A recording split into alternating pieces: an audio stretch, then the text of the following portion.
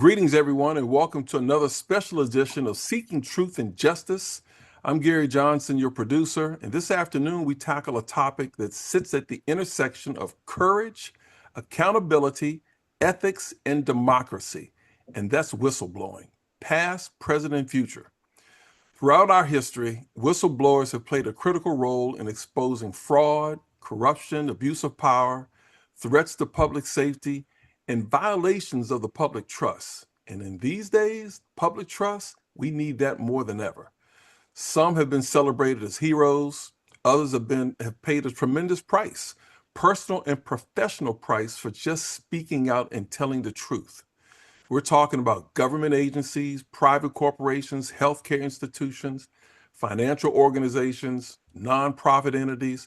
Whistleblowers often become the last line of defense when systems fail and accountabilities break down. Our guest tonight understands that reality better than most. And joining us is Marcel Reid, a nationally recognized whistleblower advocate, educator, and co-founder of the annual Whistleblower Summit for Civil and Human Rights in Washington, D.C.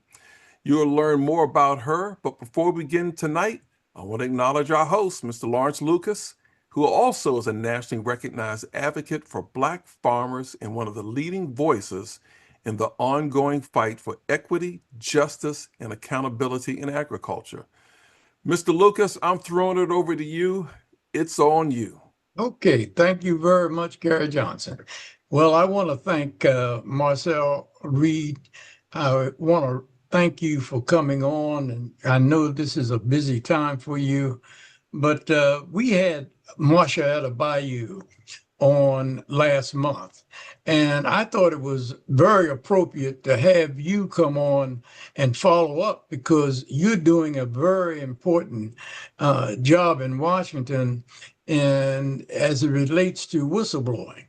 I want you to first consider all the pain and suffering that so many people have been through, and especially in this political environment in Washington today. You have been a stalwart and a person who have spent a lot of time making sure that justice for whistleblowers, women, farmers, and many other people in the federal government and around. Give us a little history. Tell us about your personal journey. Marcel, those that may not know your story, the first I would like for you to lead off. How did you become a whistleblower? And what was going through your mind when you realized that you had to speak up? Welcome to the show, Marcel Reid. Thank you for having me, Lawrence and Gary. I really appreciate the opportunity to speak. I usually don't talk much about my own story because I understand that it's incidental to the mission. I never knew I was going to be a whistleblower. I didn't actually know what a whistleblower was. You know, we all saw the movies and the fast car chases, and we all saw Silkwood, and she and her blowing the whistle, and we all saw all the President's Men, and like anyone else, I just went to the movies, and I was a military wife, and I was just traveling around and, doing what people do, raising their children and, fighting for a promotion at work and just the regular things. But I come from Compton, California, and I had been around people who were members of very progressive organizations. I had, grown up and seen Panthers, and I had grown up and seen people who were adherents to variations of Panthership and, were just forward-leaning people.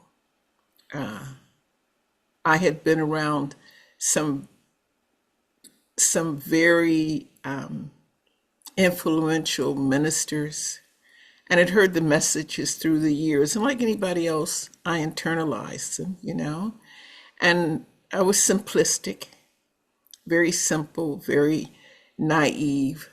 I thought all you had to do was tell the truth, not lie, tell the truth again, not lie. And eventually it would work out. That isn't what happened. It's seldom what happens. And all of the hundreds and hundreds and hundreds of whistleblowers I've seen, they all believe the same thing. 99% of them do. And 99% of us who don't really know what it is say the same thing. All you have to do is tell the truth, repeat it, not lie, tell the truth, and it will be all right. And if the right person hears you, it will change. Mm-hmm. The trauma comes because whistleblowers find out that isn't true. And the schism comes because when you tell people that isn't true, they can't let go of it. They keep saying you didn't tell the truth the right way, or you didn't tell the truth to the right person, or you didn't tell the truth on the right day, or you wore the wrong suit, or your hair was parted wrong, or perhaps, you shouldn't have spoken to them that way. My lived truth is nothing makes people hate you more and avoid you like telling the truth does. Well, thank you very much. Another question, many people see wrongdoing, but few people report it. What was the tipping point that convinced you that remaining silent was not an option? Well, as I said before, I was naive. And I really thought that if I tried to help, I was a member of an organization called ACORN. I lived in Northern Virginia, and you're from the metropolitan DC area, so I lived in Northern Virginia, and I lived in Mount Vernon, actually. I didn't live on Route 1. I lived in Mount Vernon. I had accomplished for us, at least the dream out of Compton. I had a big house, and it was close to the river, and my neighbors had a tennis court. And, for us, we were living, woo! I would walk down to Mount Vernon for my morning exercise and walk back. And this is unimaginable in the world that I had grown up in. And I started to work with a group called ACORN, which was low and moderate income organization. I found out about ACORN because I was reading a book, and it was in the back of the book, it was recommended as somewhere that I could go. And I went, I heard the message, I saw what they were doing. I had studied Alinsky at university, and it was the first time in my life I had ever seen Alinsky applied. And I wanted to see, would this social model work in changing people's lives and helping to lift folks out of poverty through being organized. And I was fascinated by that. Can Alinsky work? Can we actually do this? Can we raise enough noise to change things? And so I joined. And I worked my way up from just being somebody that was there to heading ACORN in DC and Northern Virginia. I wanted to see whether or not it could work. And it did work. But then I started to see the flaws, and they were glaring and overbearing flaws. And I started to see that there was waste, fraud, and abuse. But what I was angry about, and what I never forgive people for, is when they steal people's hope. And that's what they were doing. And that is an unforgivable sin in my book. to steal a person's hope, because poor people don't have anything but hope. And when you take that from them, they don't have anything.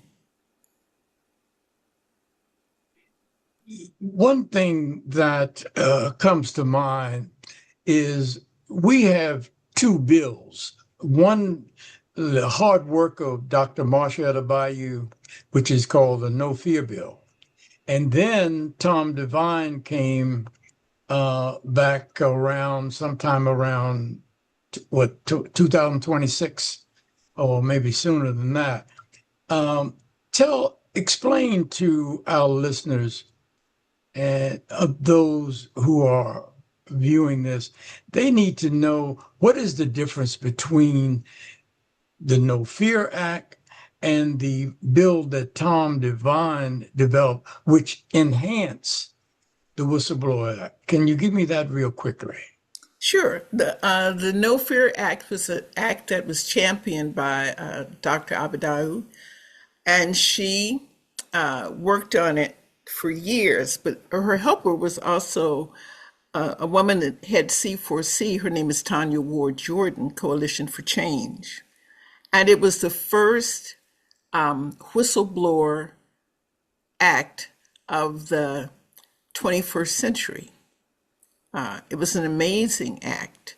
We all sign it now when we, do any kind of government work. And it states that when a person speaks up, they don't have to fear for their job.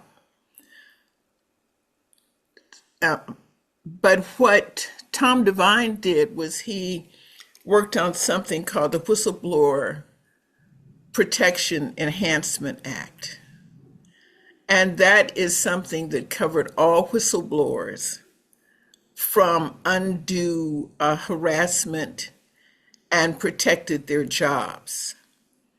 And so they work hand in hand, but they are not the same. As a matter of fact, I was on a call yesterday, and they're talking about strengthening the No Fear Act in lieu of the current environment in DC. I don't want to say too much. And the Whistleblower Protection Enhancement Act is something that they're trying to also strengthen. And I believe in both acts. I believe that they're both useful, and I think that they are protective. My only issue is that my personal experience has been that, laws without enforcement are memos. And we've been spending a lot of time writing a lot of memos. We need to spend some time writing some laws that can truly be enforced. I'm interested in your opinion. I want to see your actions. Thank you. The summit coming up that you worked on, tell us maybe a little about the summit. But there's another question, come to think about it, there's another question I'd like to ask before that. What did you personally lose and what did you gain as a result of becoming a whistleblower? Real quickly. Let's see. I don't live in Mount Vernon anymore. Um, Go ahead. which don't mean nothing to some folks, but it mean a whole lot to me. And I found that it's very hard to maintain your lifestyle if your insistence is on telling the truth. I also lost a lot of friends because I used to be, really very social, and, I love to dance, I love to play cards, and all of the normal social activities. That becomes difficult when people want to argue with you about what you did out of conscience. So those are two things that happened to me. It affected my family. My children are very resistant to whistleblowing. They saw what it cost, and they don't think that you get anything for it in the end. And so I've had a hard time reconciling them with what it means to tell the truth and what is the payoff. Sometimes I actually ask myself that.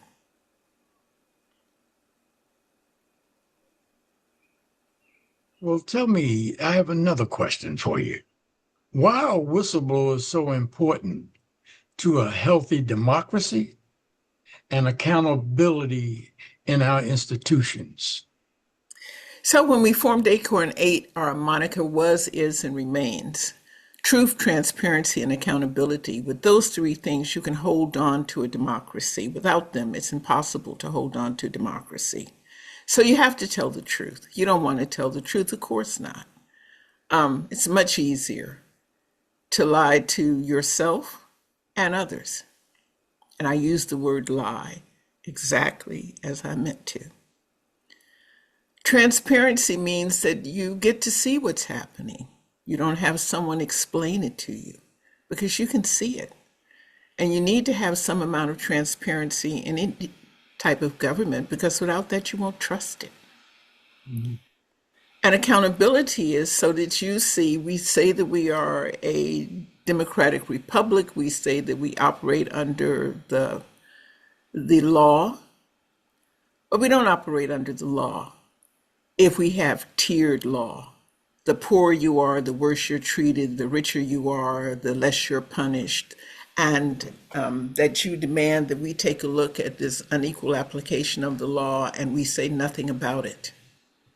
I don't think that we should be whistleblowing alone. I don't understand why everybody with breath, feet, and teeth are not saying something. You see it's wrong. Why aren't you doing something? Wow. What are some of the, what do people understand mostly about whistleblowing? Well, in our community, we think it's snitching. And we've been taught not to snitch. And I understand that. After all, I am from where I am. But the truth of the matter is, this isn't about telling stories about our neighbor, or who's doing some minor infraction of the law. This is much bigger and deeper than that. There's something in sociology called the J curve, at least it used to be. Mm-hmm. And it talked about where you were located on the J curve determined how much you were willing to be inconvenienced. So if you go to very poor neighborhoods, they will sit in the Department of Motor Vehicles for 8 hours. When you go to wealthier communities, they won't sit there that long. You ask yourself why? Because they've been conditioned to accept less. And they continually accept less. Mm-hmm. Less services, less transparency, lack of accountability. All of these things are conditioned. And they don't speak up and they won't speak up because they've been conditioned not to speak up.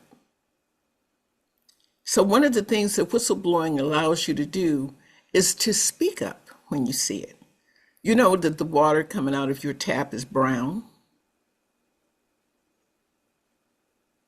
That should compel you to go down and ask somebody, why is my water brown? That's whistleblowing. Because as sure as you speak up, you're going to risk something. And the requirement for me, at least when I talk to people about whistleblowing, is you have to have put something at risk.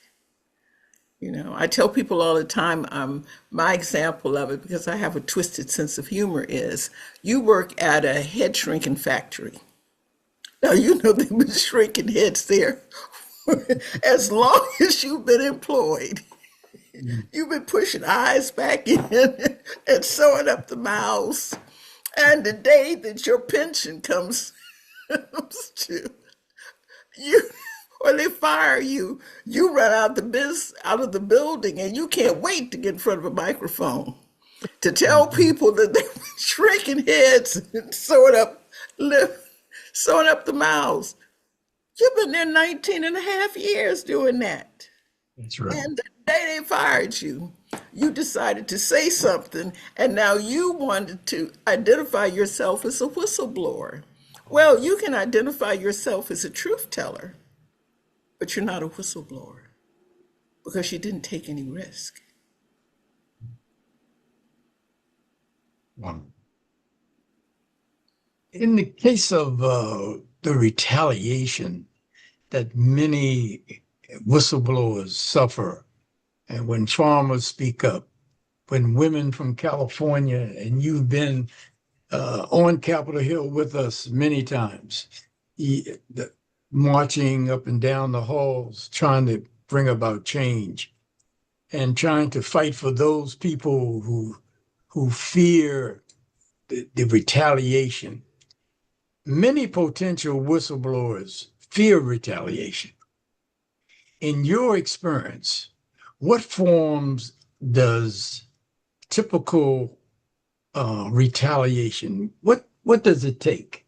What form of retaliation have you noticed from one end of the spectrum to the other? Thank you. I've uh, I've noticed loss of employment or isolation while you're on your job. Um, I've noticed, I've seen, not noticed, I've actually seen. I've seen doctors who can no longer practice. I've seen attorneys who are disbarred. I've seen federal workers who have had their clearances snatched. I've seen just regular people who dare to speak up against whatever authority figure was in place. And I've seen them lose what sustains many people is their friends. I've seen their families shun them. I've seen their mates leave them. I, I think my most cautionary tale to people is blow the whistle. Please have some guidance in how it's done. You can do it in a way that it doesn't cost you everything, but also doesn't make you become so terrified that you'll lose something that you won't say something. I think that's the balance. There's several books out on how to blow the whistle. One by Tom Devine. Yes. There's a book out by Stephen Cohen. There's also a book out by Tanya Ward Jordan that talks about how to blow the whistle when you are a federal employee. She also has been writing and doing quite a bit talking about the EEOC and how you can approach the EEOC and survive and win. But she tells you that the EEOC does not advocate for you. They are simply supposedly an independent arbiter. Some believe that, some don't. I'm very proud because one of my children just went up against the EEOC with no legal help whatsoever and won, which is unusual to do, but I had been directing her to look at Tanya's TikToks and videos and Yes. so that she could get some direction. I would really direct people to do that if they're going up against the EEOC. For instance, look at Michael Stovall and what happened to him for trying to organize Black farmers, which is why he was awarded a pillar last year for what he did. There, look at the women, look at Lisa and the women from the USDA Forestry Service. And I remember walking the Hart Senate office building with them, trying to get someone to listen to their plight. You know, I remember, and I'm sure you do, Lawrence, when we had kind of hit a dead end with that, and some person or persons on Capitol Hill said they couldn't do any more. And we had to scramble to find other legislators that would stand up. The legislator that just retired worked with you guys for so long, and she was one of the people who stood in the gap. It was her, it was Grivalda, and it was Peters out of Oregon. Do you know who I'm talking about? Yes, indeed. Absolutely. She stood up. Remember when we had the hearings and we managed to get them into the hearings so that they would listen and so that something would be done? That's what I do this for now. Because even if it doesn't help us directly, it helps all of us essentially in the end. And we can't just spend our time now talking about somebody else should do it. The somebody else is and always has been us. The point is, we won't deploy. Tell me this. Do you think that whistleblowers are better protected now than they were many years ago when the bill was first passed by Marcel Reid around, I think that was in 2002. I And here wasn't we are. around when the bill was passed initially. It seems like I've been here forever. It feels like 3 or 4 lifetimes. But I Mhm. really only blew the whistle in, 2010. And the 16 years since then, I have been working on this. We didn't start the summit until years later, and that was with your help, Lawrence. The very first summit that we started, the USDA Coalition, was one of the partners that stood up, and I have always said that about you, Lawrence. You stood up when everybody else had a conversation. You stood up, and GAP stood up, and C4C stood up, and the No Fear Coalition stood up. And I don't know the previous history and all of that, but I do know that when I went to this community, because my baseline is, I found out I was an organizer, and this was a very dysfunctional community.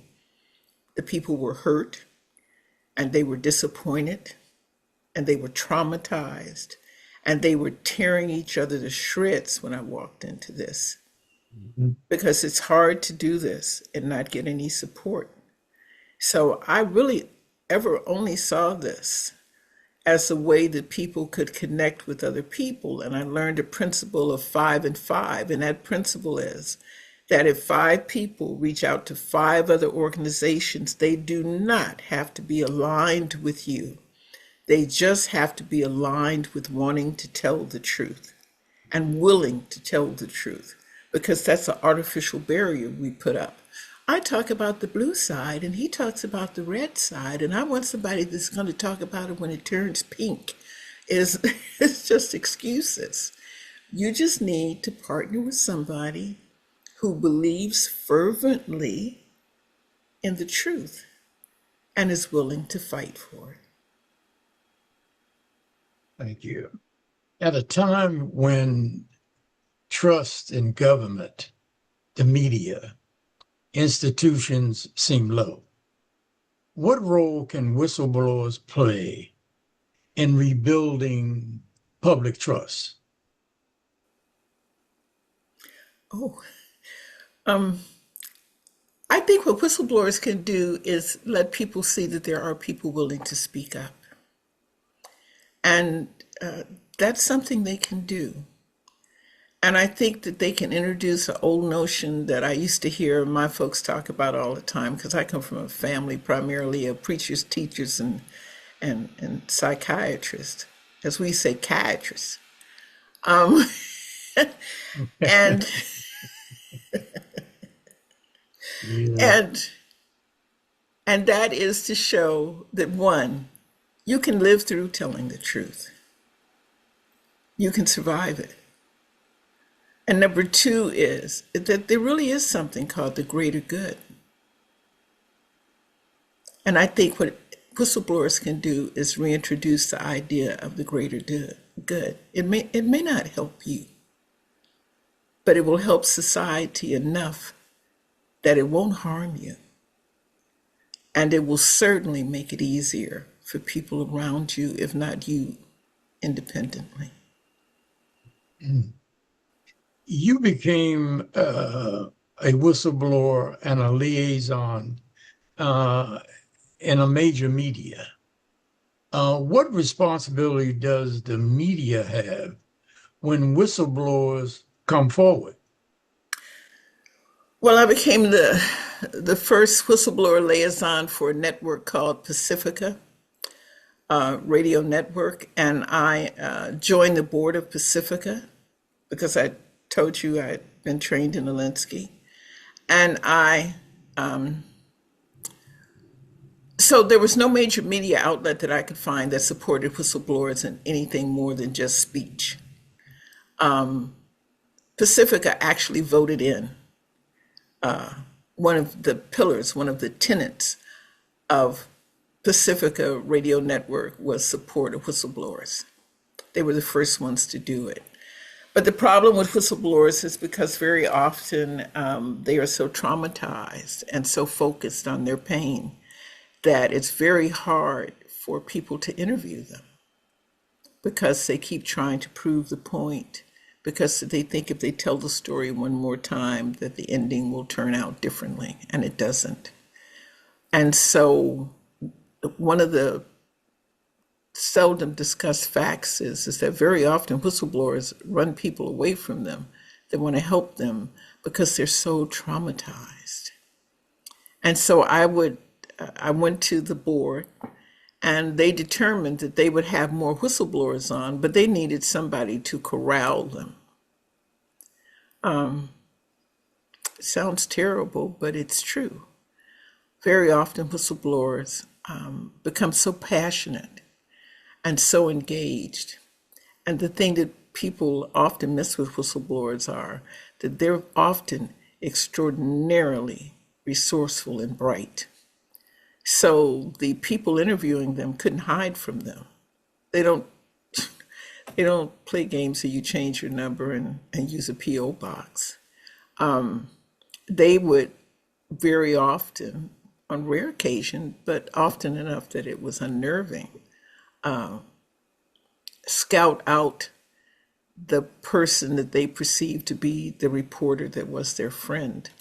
So after being a liaison for years with Pacifica, I joined the Society of Professional Journalists because I wanted to explain to journalists that this technique that they use of becoming the person's friend as a way to secure information from this, and it's an interrogation technique. They don't beat you, they befriend you. Mm-hmm. But what happens with whistleblowers is once they stop befriending them, they have another story, another timeline, something else to do. The already abandoned whistleblower feels abandoned once again. And the reporter, journalist, doesn't think about that because it's just a technique.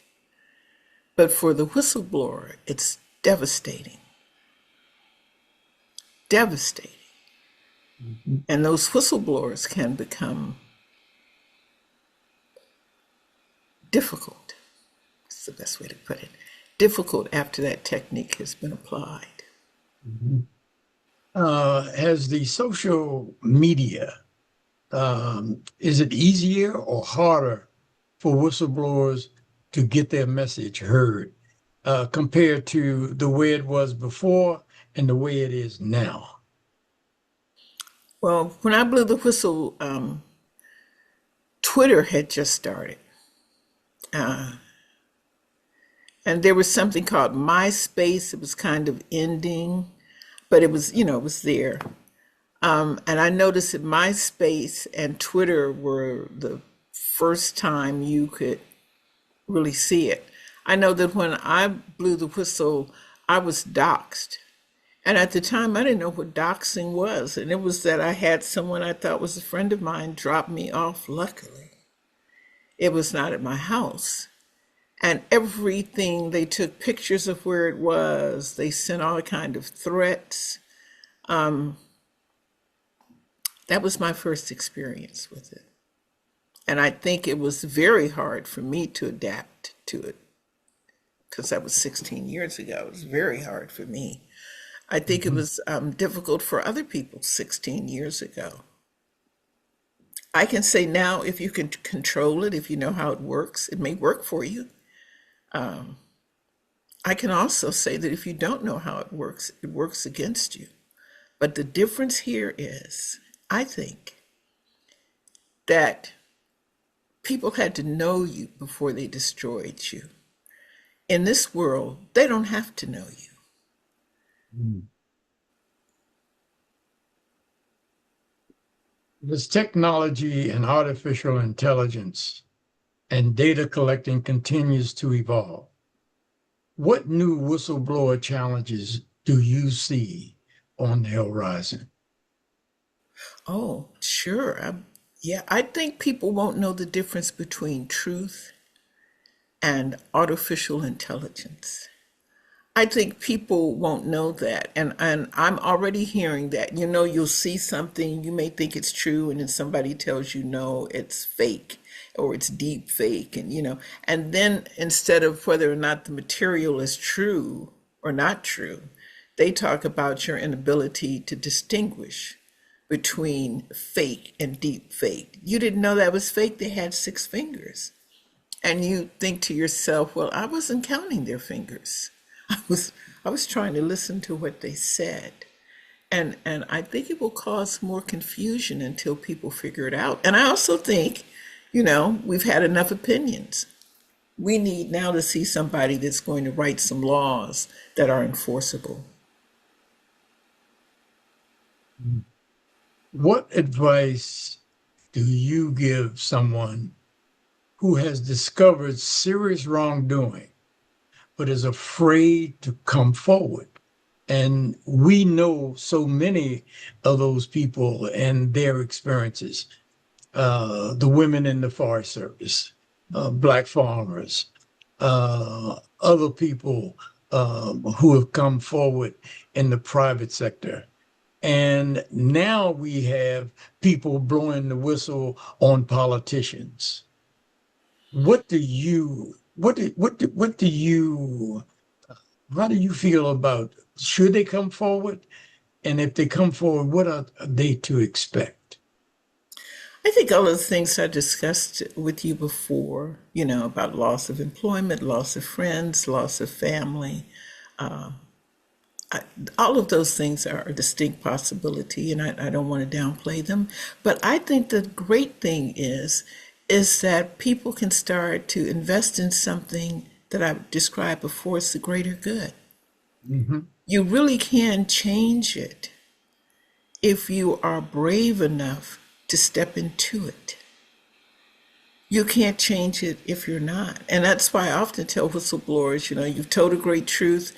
And you both, your show actually started with Marty. And I used to tell Marty all the time, I said, you cannot do this and hide, Marty. If you're going to step out here, you have to step out. And Marty said, you're fearless. I said, have you ever seen me with a spider? I'm 2 counties over. So I think a spider weighs 2 ounces. No, I'm not brave. But I'm more scared of what's going to happen to us if nobody speaks up than I am what will happen to us if we all hide. I think that's all it really comes down to.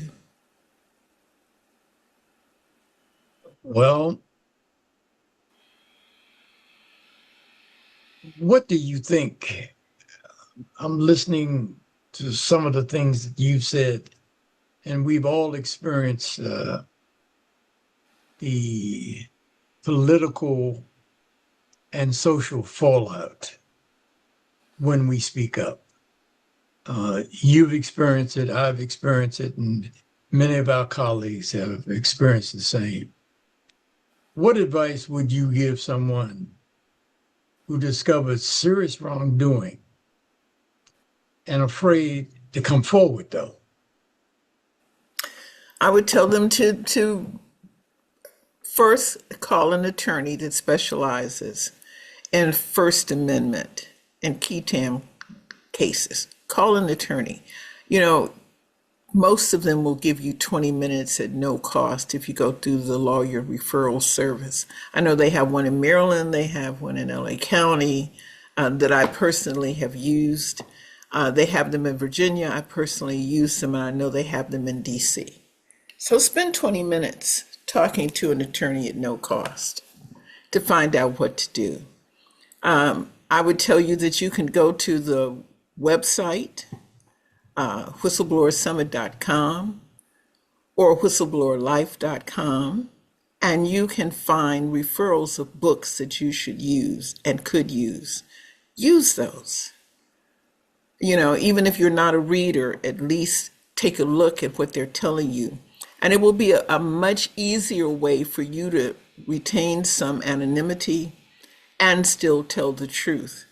Because this republic, this democracy that we all like to talk about, the truth of the matter is it's disappearing in front of our eyes right now.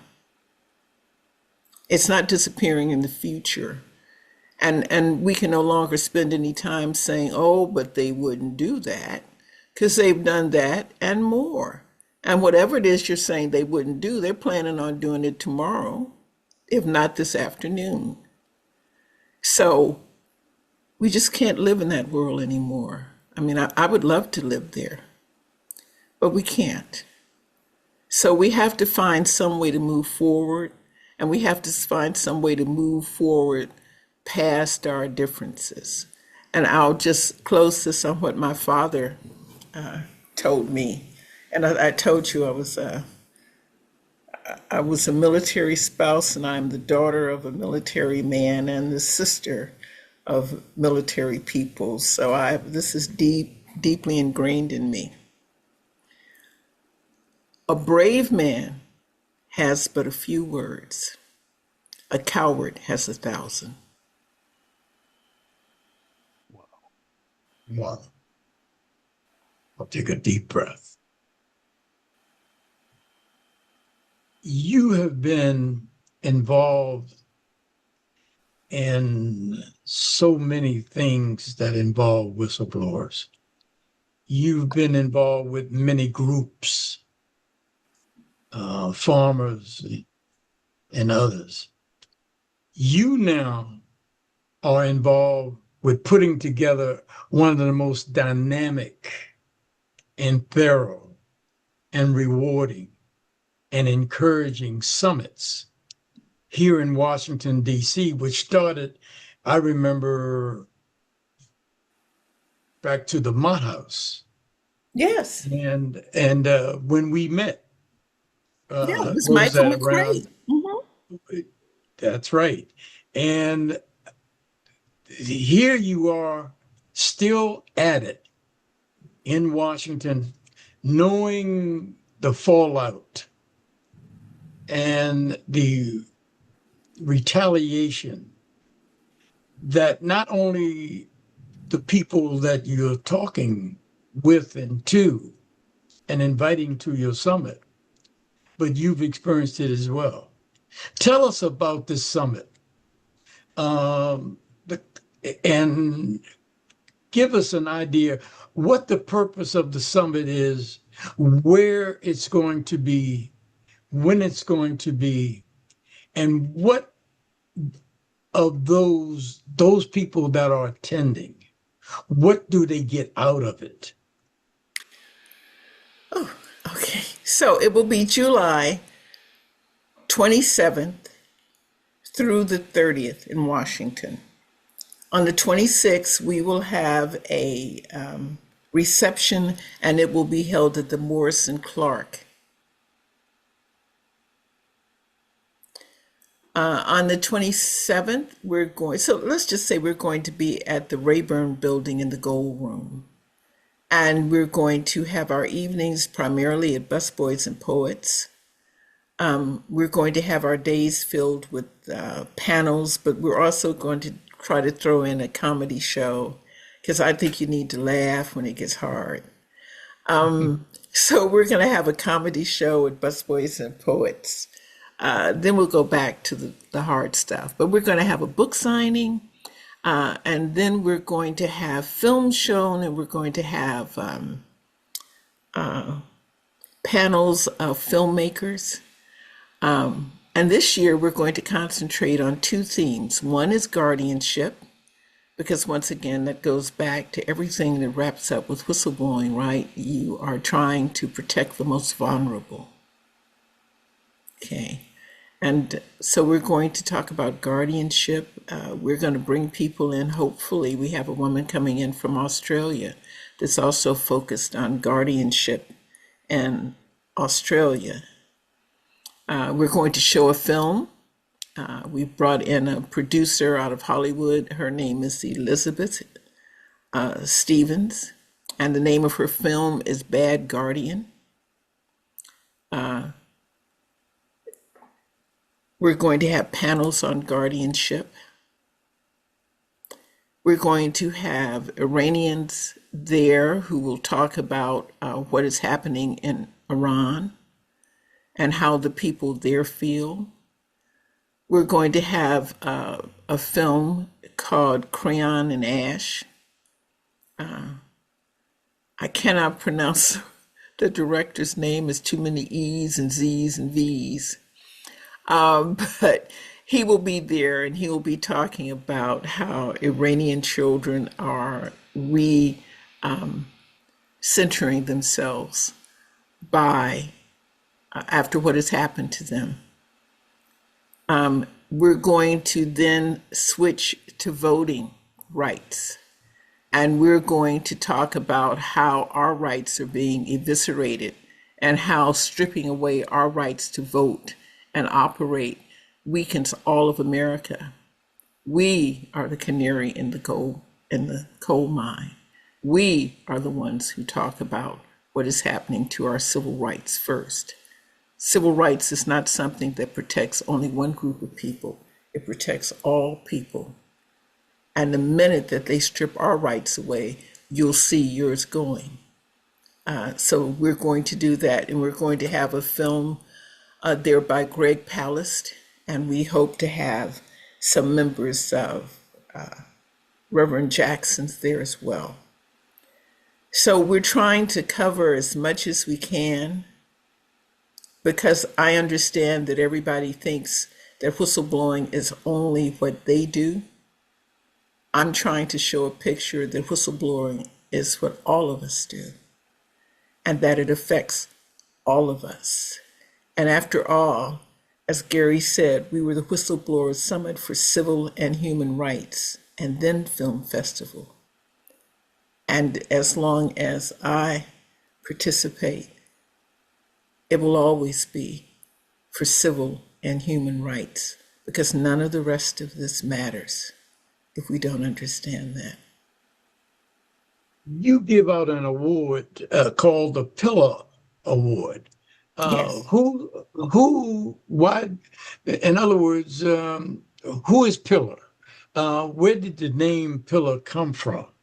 And you give out these awards for people that who have suffered many, many years under all kinds of oppression, either in government or in the private sector. You give out an award. Why the Pillar Award, and why is it called Pillar? Because these are the people that hold up society. It is the truth tellers that hold up society. You know, they aren't fancy. They aren't adroit. You don't want an adroit truth teller. You want a truth teller that's telling the same truth today as they will tomorrow. It doesn't mean that the column can't be changed, but the middle of the collar, the thing that holds the column up, is truth. And we want to express that. We also give out something called the Shaw Marvin. And the Shaw Marvin Award is given to people who have served in the military or are military adjacent or veterans. And they report waste, fraud, and abuse, and perhaps the most dangerous place to report it, which is a top-down structure with the ability to do bad things to people who say what they don't want to hear. And we also give the Pillar out posthumously. And this year we will be honoring Dr. Wayman Henson, a wonderful, brave, strong man who risked so much. And toward the end, I remember we used to call him a mountain of a man, even though he was a small man. But he was a mountain of a man, and we will honor him because he told the truth, he risked greatly for it, and he told the truth continuously, and he reached beyond himself.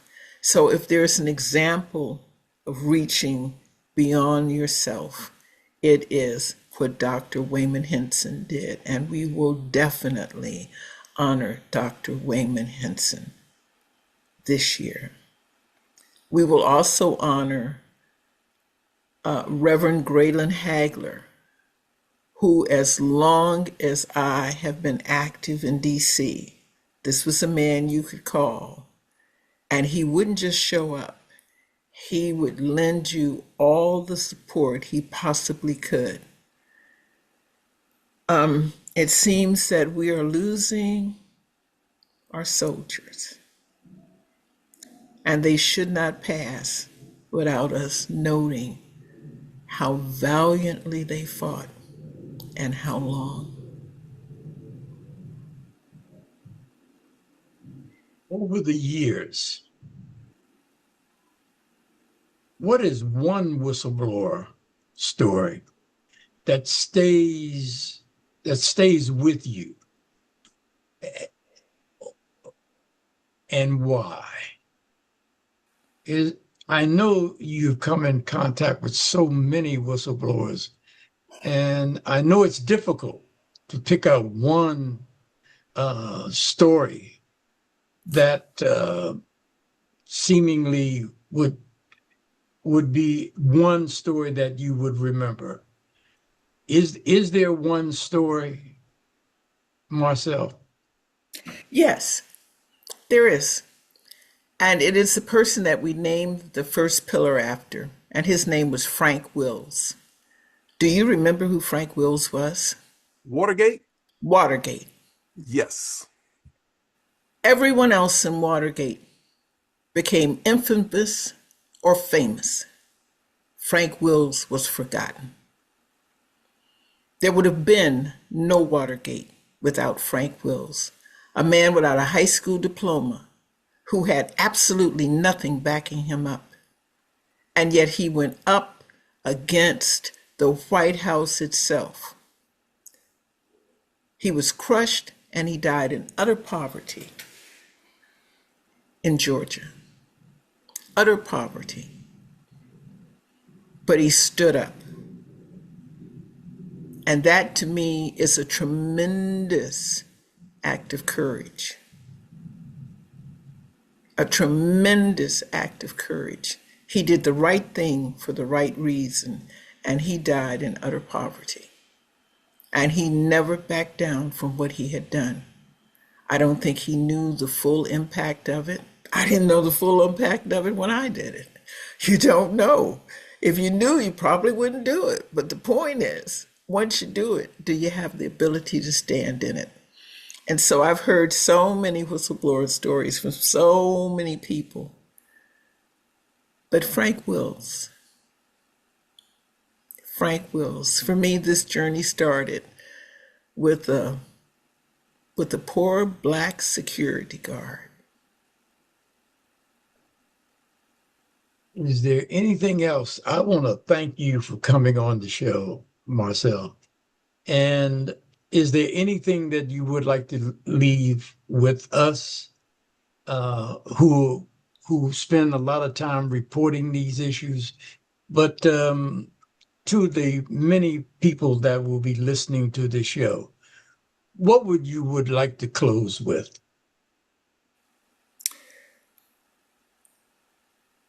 That with your help, Lawrence,